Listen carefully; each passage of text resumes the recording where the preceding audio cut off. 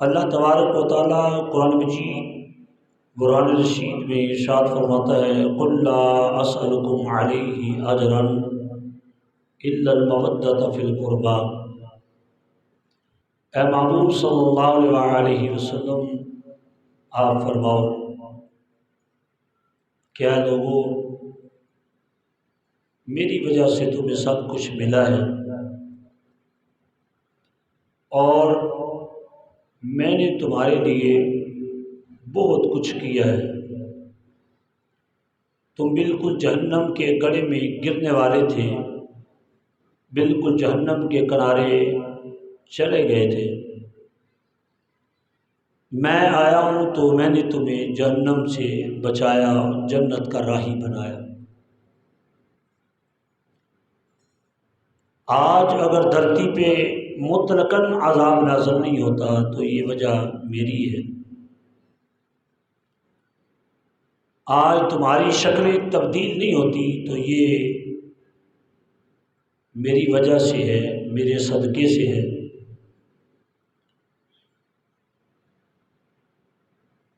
تو لہٰذا کائنات کی ہر چیز اللہ تعالیٰ نے میری وجہ سے تخلیق فرمائی ہے۔ اگر آسمان کو چھتری ملی ہے تو میرے صدقے سے، ستاروں کو دمک ملی ہے تو میرے صدقے سے، چاند کو چاندنی ملی ہے تو میرے صدقے سے، سورج کو اگر روشنی ملی ہے تو میرے صدقے سے، زمین کو تشتری ملی ہے تو وہ میرے صدقے سے، دریاؤں اور سمندروں کو موجیں ملی ہیں تو میرے صدقے سے۔ گویا کہ تمہیں اگر رحمان بھی ملا ہے تو میرے صدقے سے، لیکن اس پہ میں تم سے کوئی اجرت طلب نہیں کرتا۔ کائنات اللہ نے میری وجہ سے بنائی ہے، کائنات کی ساری نعمتیں اللہ نے تمہیں میری وجہ سے عطا فرمائی ہیں۔ میرا وجود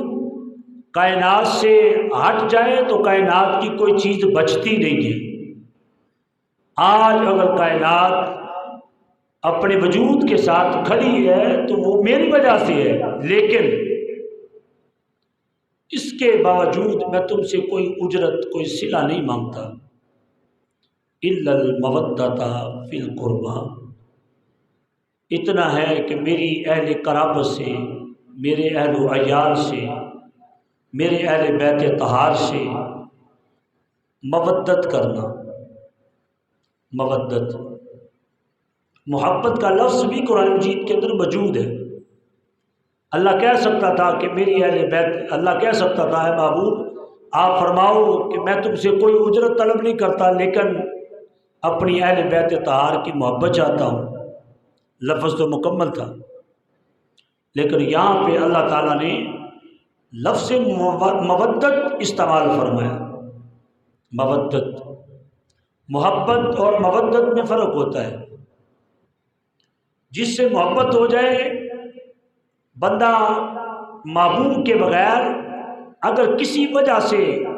دوری ہو جائے تو محبت کرنے والے ایک دوسرے سے دور رہ سکتے ہیں۔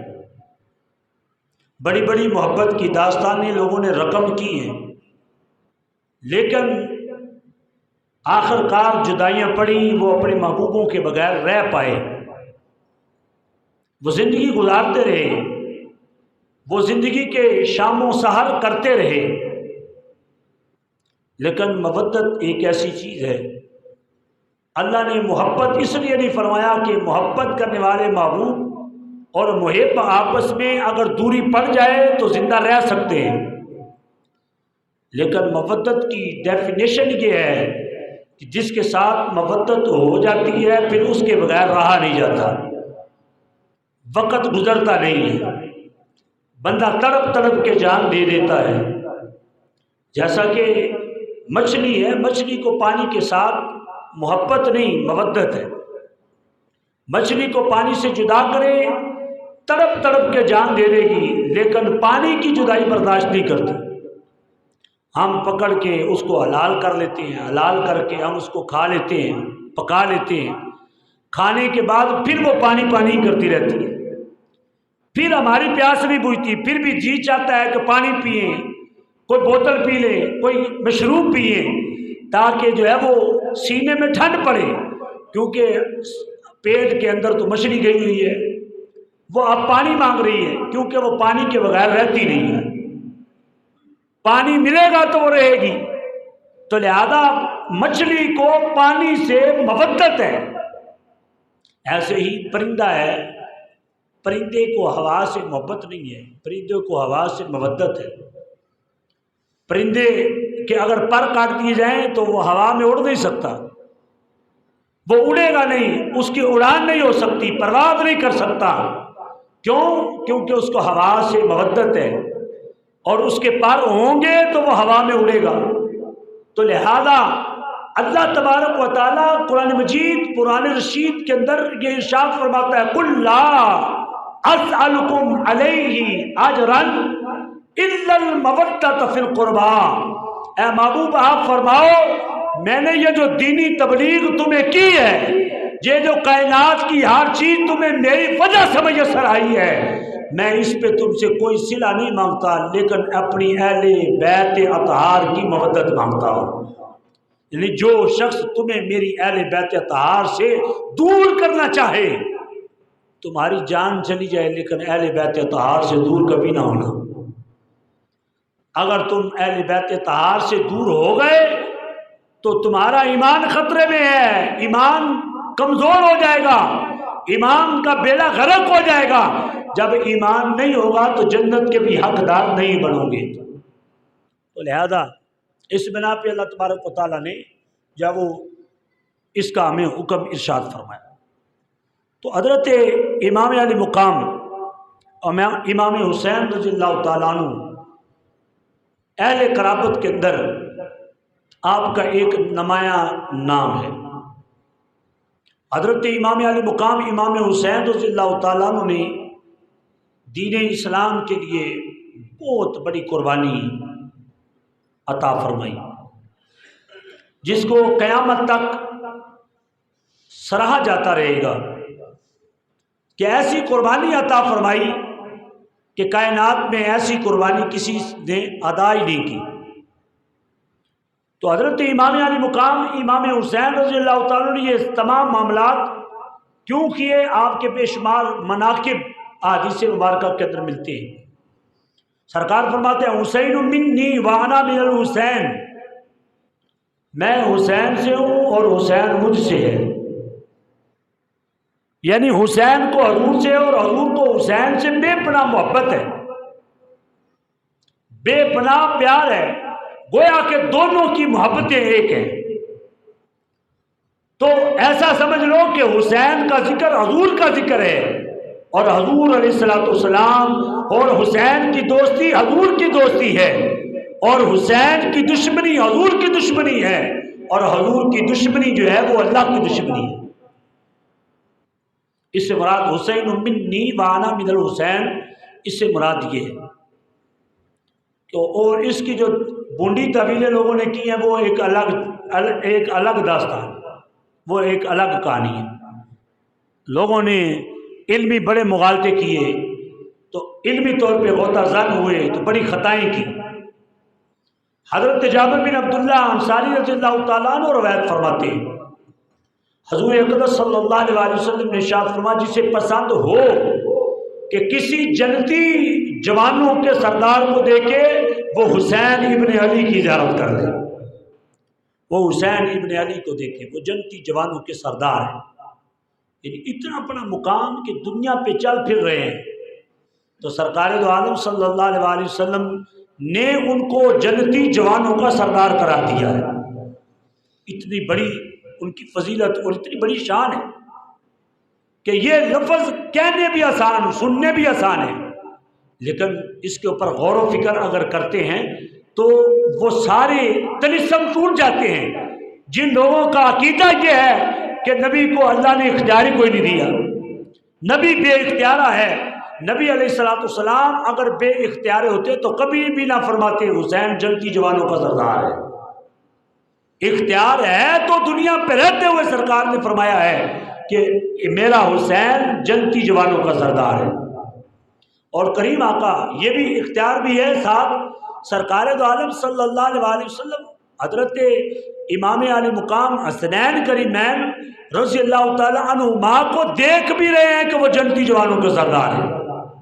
اور حضور علیہ السلام کا یہ علم غیب بھی ہے کہ اللہ نے حضور کو علم غیب عطا فرمایا ہے کہ اللہ تبارک و تعالیٰ نے اپنے محبوب کے نوازوں کو جنتی جوانوں کا سردار قرار دیا ہے۔ یہ ساری غیب کی باتیں جو سرکار نے، اور یہی نہیں ہے کہ ان کے بارے میں فرما دیا ہے، سرکار دو عالم صلی اللہ علیہ وسلم نے حضرت ابو بکر و عمر رضی اللہ تعالیٰ عنہما کے بارے میں فرمایا کہ میرے ابو بکر و عمر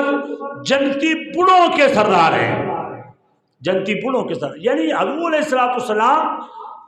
آل ہو اصحاب ہو اور عام امتی ہو، حضور نبی کریم صلی اللہ علیہ وسلم کو ہر امتی کے حال اور احوال کی خبر ہے، حال و احوال کو حضور جانتے۔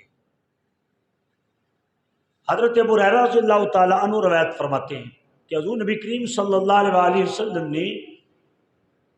ارشاد فرمایا، حضور مسجد نبوی شریف میں تشریف فرما ہوئے، فرمایا چھوٹا بچہ کہاں ہے؟ حضرت امام حسین رضی اللہ تعالیٰ دوڑتے ہوئے تشریف لائے،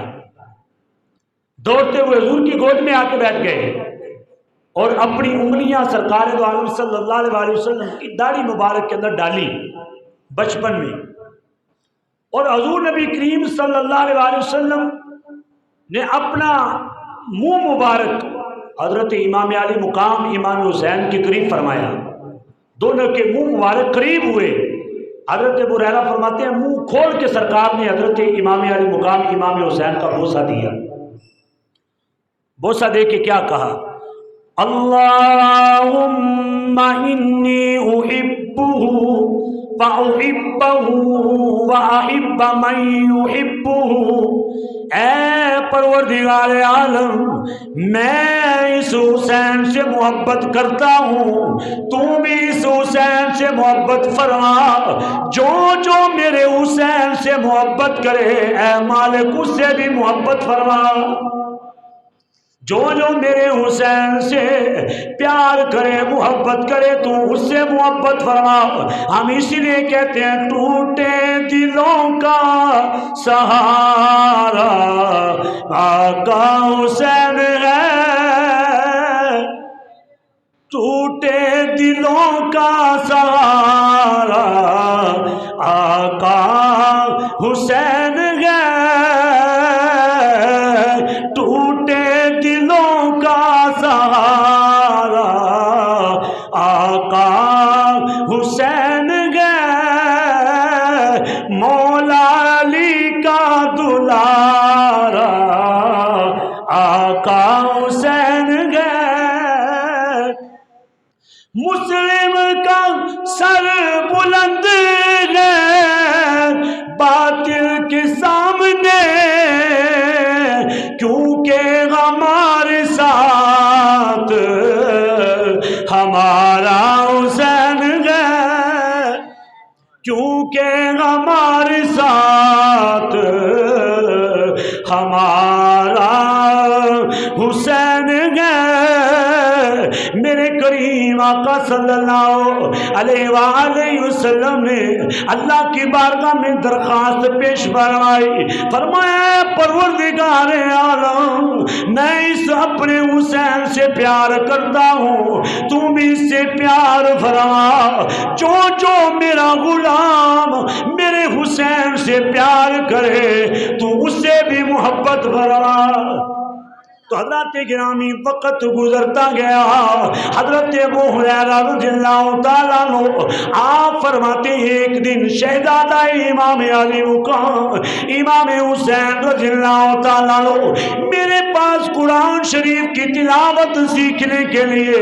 تشریف فرماؤ گئے۔ ایک ابو ہریرہ رضی اللہ تعالیٰ عنہ ہے، یہ اللہ نے ان کو سعادت عطا فرمائی ہے۔ حضرت ابو ہریرہ رضی اللہ تعالیٰ عنہ آپ نے امام حسن کو بھی قرآن پڑھایا ہے، امام حسین کو بھی قرآن پڑھایا ہے۔ امام حسین رضی اللہ تعالیٰ عنہ سپارہ پڑھنے کے لیے، قرآن پڑھنے کے لیے حضرت ابو ہریرہ رضی اللہ تعالیٰ عنہ کی بارگاہ مقدسہ میں حاضر ہوئے۔ جب پڑھنے کے لیے آئے، گھر سے نکلے تو مدرسہ میں تشریف لائے۔ حضرت امام علی مقام نے جو جوتے زیبے پاؤں فرمائے تھے، حضرت گرامی حضرت امام علی مقام کے جوتوں کو گرد لگ گئی، دھوڑ لگ گئی، مدینہ شریف کی خاک شفا لگ گئی۔ حضرت ابو ہریرہ رضی اللہ تعالیٰ عنہ آپ نے امام علی مقام کو گود میں بٹھایا، گود میں بٹھا کے اپنی دستار مبارک کا یہ شملہ آپ نے باہر نکالا، باہر نکال کے امام علی مقام کے جوتوں کے اوپر جو بڑی گرد تھی، اپنے دستار کے شملے سے وہ گرد دور فرمائی۔ امام علی مقام نے حضرت ابو ہریرہ سے عرض کی، اے استاد من، اس کی وجہ کیا ہے؟ یہ کیوں محبت فرمائی ہے؟ حضرت ابو ہریرہ کہنے لگے، اے امام حسین رضی اللہ تعالیٰ عنہ، تیرے ساتھ میں ہی پیار نہیں کرتا، اللہ بھی پیار کرتا ہے، اللہ کا محبوب بھی پیار فرماتا ہے۔ اس لیے ہم کہتے ہیں عظمت آل نبی بھول نہ جانا لوگوں۔ آپ بھی کہہ لیجئے مشہور زمانہ کلام ہے حضرت علامہ شبیر حسین حفظ آبادی رحمت اللہ علیہ تعالی۔ آج آپ کی بھی روح خوش ہو جائے گی، آج امام علی مقام کی روح بھی تازہ ہو جائے گی۔ حضرات گرامی مل کے پڑھیے، عظمت آل نبی بھول نہ جانا لوگوں، پڑھیے عظمت بھول نہ جانا لوگوں، عظمت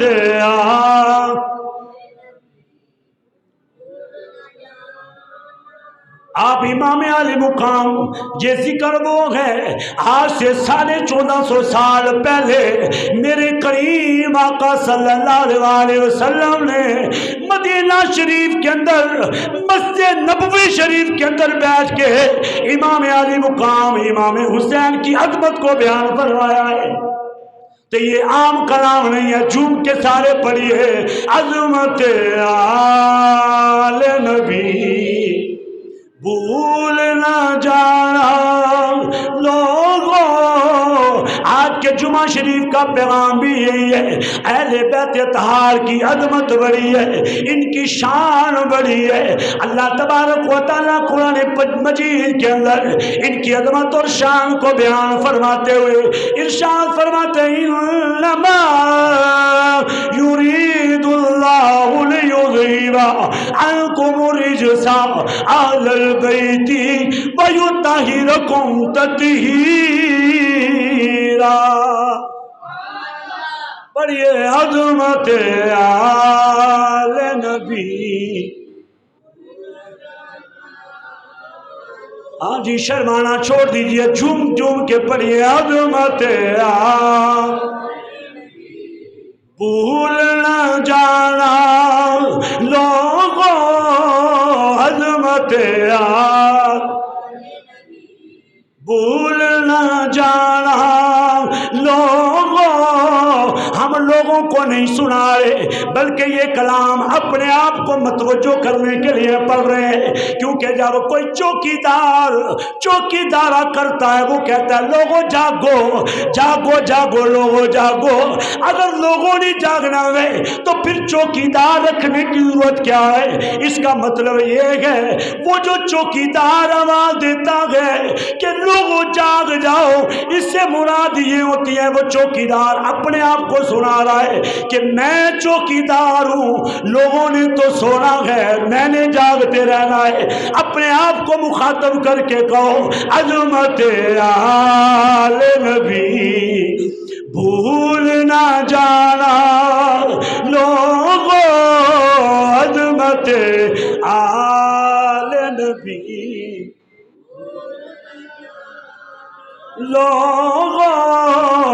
دیکھنا غیر کی باتوں میں آنا لوگوں۔ حضرات گرامی سید شبیر حسین شاہ صاحب کو پتا تھا، ان کی نگاہیں ولایت یہ دیکھ رہی تھی کچھ ایسے لوگ بھی آ جائیں گے جو لوگ کہیں گے حضرت امام علی مقام امام حسین تو شے کوئی نہیں، امام حسن تو شے کوئی نہیں، ابو ہریرہ تو شے کوئی نہیں، اس لیے کہا دیکھنا غیر کی باتوں میں نہ آنا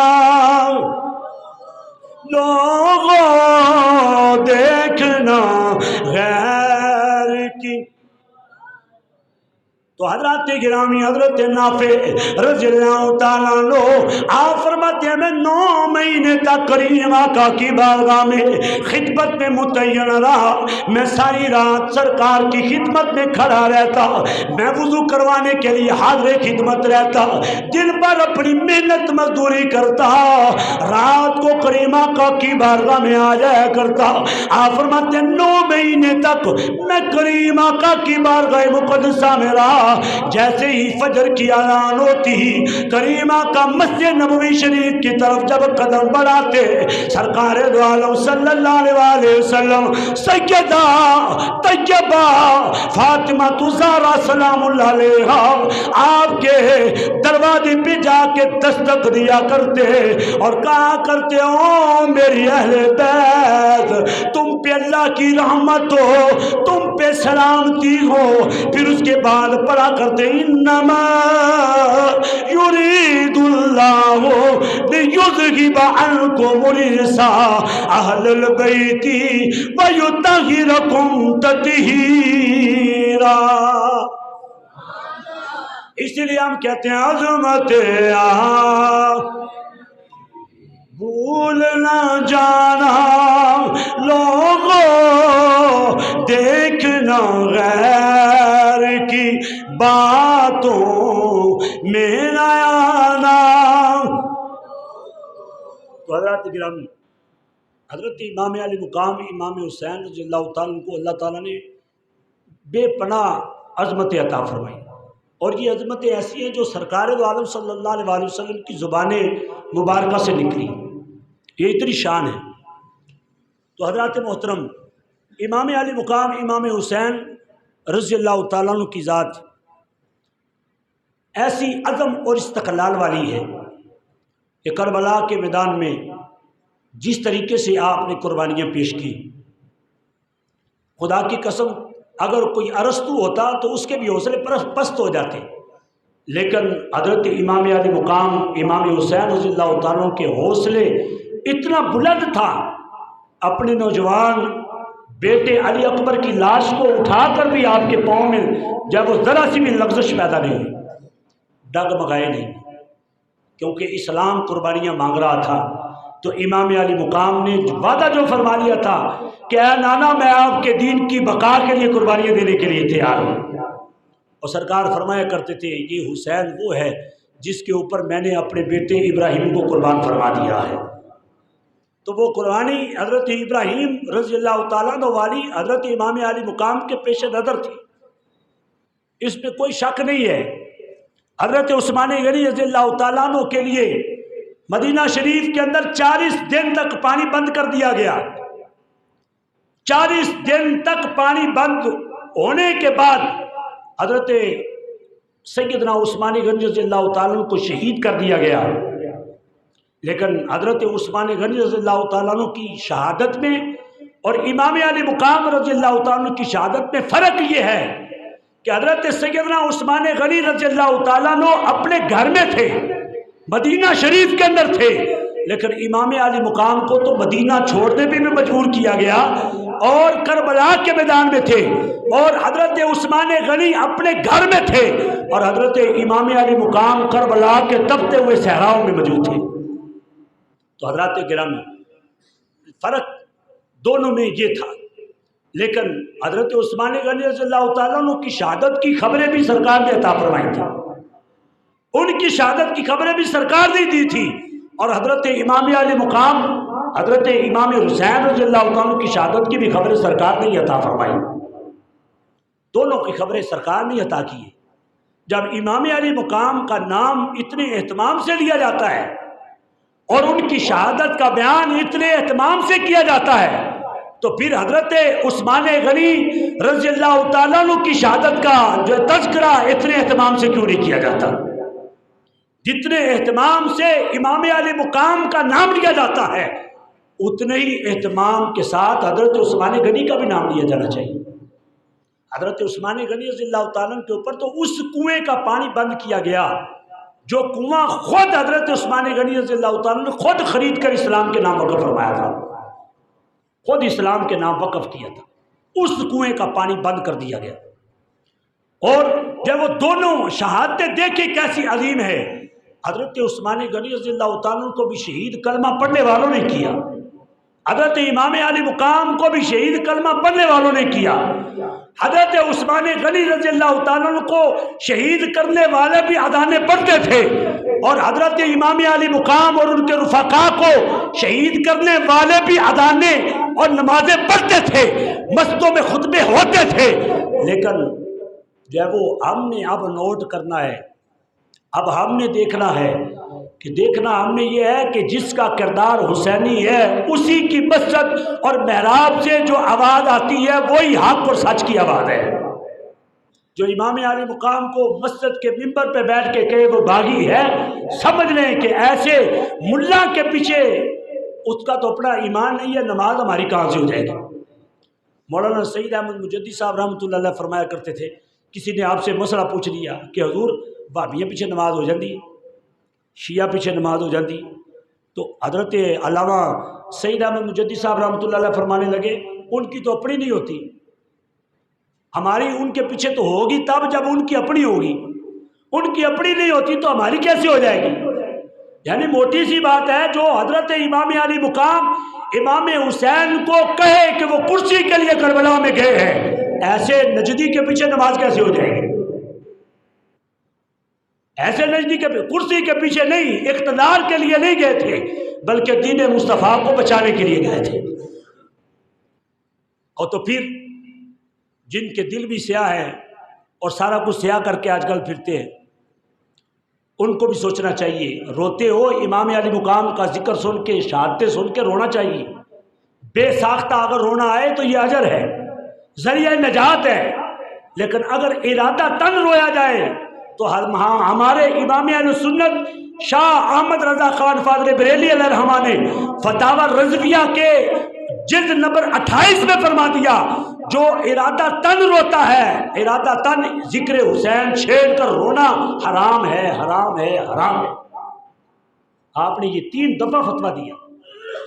فرمایا یہ ارادہ تن رونا کہ ذکر حسین ابھی جلا نہیں ہے، کہ امام علی مقام نے کجاوے کھولے کربلا کے اندر، بس اتنی بات ہوئی، سر میں تماچے مارنا شروع کر دیے، سینہ کوپی شروع کر دی۔ بخاری میں مسلم میں حدیث مبارکہ ہے، کریم آقا صلی اللہ علیہ وسلم فرماتے ہیں زمانہ جاہلیت کی طرح جو بندہ سینہ کوپی کرتا ہے وہ حرام کام کرتا ہے، اپنے منہ پہ تماچا مارنا یہ حرام ہے۔ یا تماچا مارنا تو بڑی دور کی بات، سینہ کوپی کرنا دور کی بات، وہ تو زنجیریں بھی مارتے ہیں اپنے آپ کو، بہت کچھ کرتے ہیں جی۔ تو لہذا نالے چور نالے چتر، ساتھ امام علی ان کے خود اپنے سکالر اب کہنے لگ گئے میڈیا پہ، اب خود ان کے سکالر جوان نقوی نے یہ جملے کہے، اس نے کہا حضرت امام علی مقام امام حسین کے ساتھ کوفہ شریف کے اندر جن لوگوں نے بے وفائی کی وہ شیعہ تھے، شیعہ نے بے وفائی کی تھی حضرت امام علی مقام امام حسین کے ساتھ، مصلی امامت پہ کھڑا کیا، مسجد کھچا کھچ مقتدیوں سے بری تھی، جب میرے امام نے اللہ اکبر کہہ کے نیت باندھی ہے سارے پیچھے سے بھاگ گئے۔ جواد نقوی خود کہتا ہے کہ شیعہ نے علی نے حضرت امام علی مقام کے ساتھ بے وفائی کی تھی کربلا کے اندر، اور آج خود ہی بے وفائی کر کے ساتھ چور نالے چور نالے چتر، ساتھ بے وفائی بھی کی اور ساتھ آج جو ہے وہ ان کو پیٹتے بھی ہیں، ان کا نام لے لے کے روتے ہیں۔ تو حضرات محترم،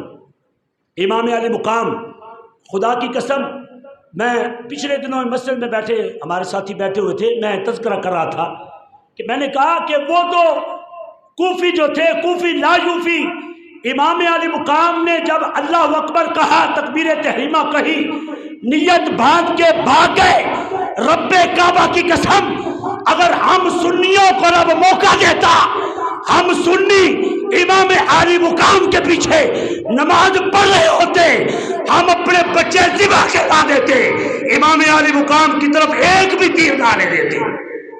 امام علی مقام کی طرف ایک بھی ضرب نہ آنے دیتے۔ تو حضرات محترم،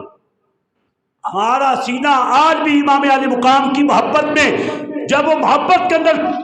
ٹھاٹھے مارتا ہے، آج بھی ہم کہتے ہیں خدا کی قسم ہمیں موقع مل جاتا، خدا ہمیں وہ موقع عطا کرتا تو اے امام ہم آپ کے لیے اپنی جانوں کے نذرانے پیش کر دیتے، جیسے حبیب بن زہار نے آپ کی عزت اور ناموس کے لیے 80 سال کی عمر میں نیزے کھائے ہیں، برچیاں کھائی ہیں، تلواروں کی ضربیں لگائی ہیں۔ اے امام اگر ہمیں موقع ملتا ہم بھی آپ کی عزت اور ناموس کے لیے اپنی جانوں کے نذرانے پیش کر دیتے۔ رونا دھونا یہ ذکر امام علی مقام کے لیے کافی نہیں ہے، جو آج دور جا رہا ہے اس میں رونے دھونے کی ضرورت نہیں، امام علی مقام کے نظریے کو اپنانے کی ضرورت ہے۔ رونے دھونے سے کام نہیں چلے گا، امام علی مقام کے نظریے کو اپنانا پڑے گا۔ امام علی مقام کا نظریہ کیا تھا؟ کربلا کے ریگستان کے اندر امام علی مقام نے نماز کے لیے جو سجدہ فرمایا ہے، امت کو پیغام دیا ہے جیسی بھی حالت ہو نماز کبھی نہ چھوڑنا۔ یہ حسینیت ہے، یہ حسینی نظریہ ہے کہ جو حسینی محبت کرنے والے ہیں، ایسا نہ ہو کہ محرم کے 10 دن پٹا پٹی کر لیں، بعد میں کہیں نماز پڑھنے کے لیے بتھیرے ہیں لوگ، نماز لوگ پڑھ لیں گے، نماز تو دل کی ہوتی ہے، نماز قائم کرنے کا حکم ہے، پڑھنے کا حکم ہی نہیں ہے۔ ایسی واہیات بولیاں بولے اور نام امام علی مقام امام حسین کا لے۔ تو حضرت گرامی امام حسین امام علی مقام رضی اللہ تعالیٰ کے نظریے کو آج اپنانے کی ضرورت ہے۔ آپ نے سجدہ فرمایا کربلا کے اندر اور لوگوں کو بتا دیا کہ لوگوں سجدہ کبھی قضا نہ ہونے دینا۔ دیکھو آج میں نے سجدے کی بقا کے لیے اپنا ننھا علی اصغر بھی دین کو دے دیا ہے، اپنے علی اکبر کی جوانی بھی دین کے سپرد کر دی ہے، اپنے بانجے اون محمد کی چڑھتی ہوئی جوانیاں بھی اسلام کے نام کر دی ہے۔ دیکھنا تمہاری مسجد کہیں ویران نہ ہو جائے۔ حی علی الصلاۃ حی علی الفلاح کی جب آواز تمہارے کانوں میں آئے تو مسجد کی طرف لپکنا، مسجد کی طرف آنا، مسجد کے اندر آ کے نماز پڑھنا، یہ حسینی کردار ہے۔ اور امام علی مقام امام حسین رضی اللہ تعالیٰ عنہ کا سر مبارک جب نیزے پہ چڑھایا گیا تو نیزے پہ سر حسین کیا کر رہا تھا؟ آپ کو خبر ہے نیزے پہ سر حسین کیا کر رہا تھا؟ تمام محدثین اس بات پہ متفق ہیں، امام سیوطی نے بھی لکھا، امام طبری نے لکھا، امام طبری علیہ الرحمہ نے لکھا، امام ابن جریر نے لکھا، حضرت امام علی مقام کا سر مبارک جب نیزے پہ چڑھایا گیا تو امام علی مقام کے سر مبارک سے قرآن شریف کی تلاوت کی آواز آ رہی تھی۔ کہہ دیجئے سبحان اللہ، گج کے کہہ دیجئے سبحان اللہ، جی اونچی آواز میں کہیے سبحان اللہ۔ اللہ آپ کی سبحان اللہ کی برکت سے آپ کو بھی قرآن شریف کا قاری بنا دے، آپ بھی ہر روز صبح سویرے اٹھ کے ہر روز قرآن شریف کھولا کرے اور قرآن شریف کی زیارت کیا کرے، کہے سبحان اللہ۔ اللہ ہمیں توفیق دے دے، بس ہم حضرت امام علی مقام کے مشن کو زندہ کریں۔ اے نوجوانوں، حضرت امام علی مقام کے مشن کو زندہ کرو گے؟ کہو انشاءاللہ، کہو کہ انشاءاللہ،